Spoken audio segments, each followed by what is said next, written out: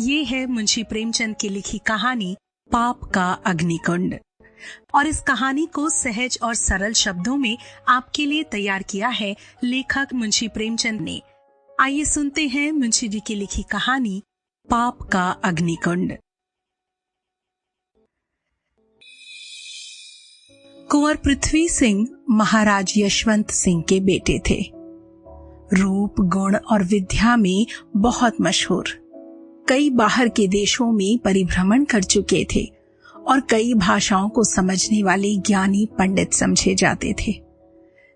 इनकी एक बहन थी जिसका नाम था राजनंदिनी।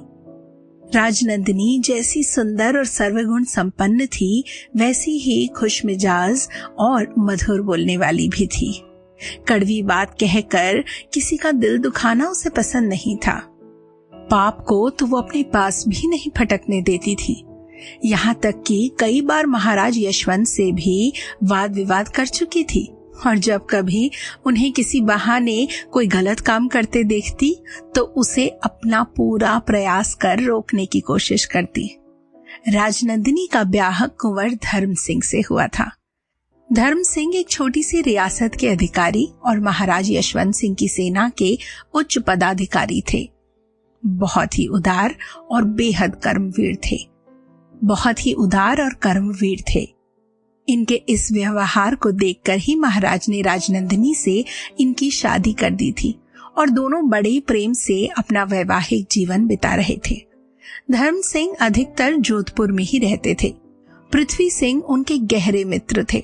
इनमें जैसी मित्रता थी वैसी तो भाइयों में भी नहीं होती।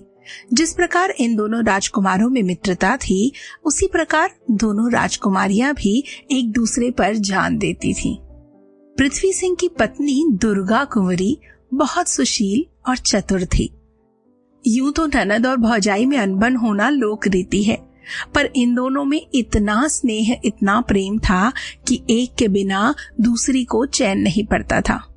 दोनों ही स्त्रियों को संस्कृत भाषा से बहुत लगाव था। एक दिन दोनों राजकुमारियां बाग की सैर कर रही थीं। उसी में मग्न थीं कि तभी एक दासी ने राजनंदिनी के हाथ में एक कागज लाकर रख दिया। राजनंदिनी ने जब उसे खोला तो वो संस्कृत में लिखा हुआ एक पत्र था। उसे पढ़कर उसने दासी से कहा कि जिसने ये दिया है उसे अंदर भेज दे।